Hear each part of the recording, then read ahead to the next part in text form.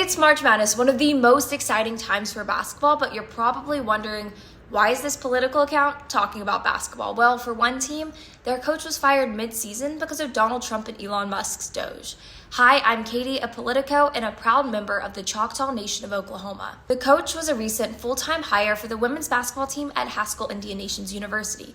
Prior to being a full-time employee, he was a contract worker for 3 years. Haskell Indian Nations University is a federally run school operated by the Bureau of Indian Education, and because of his recent hire, the coach was considered a probationary federal employee, and he, like thousands of other probationary workers, was laid off in February. The women's basketball team he coached started off their season with a rocky record, but as a team they decided to host extra practices, and ultimately they turned their season around. But in the midst of their comeback, they were hit with their coach being laid off. But everyone was committed to the team, so the coach continued as a volunteer to show up not only for his players, but to proudly represent Indian country.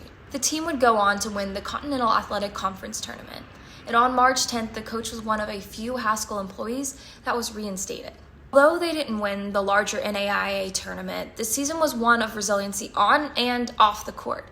And their season adds to the rich history of resiliency amongst indigenous communities. However, I share their story today because it illustrates how Trump and Elon Musk's carelessness not only impact the individuals being laid off, but how their carelessness can impact entire communities.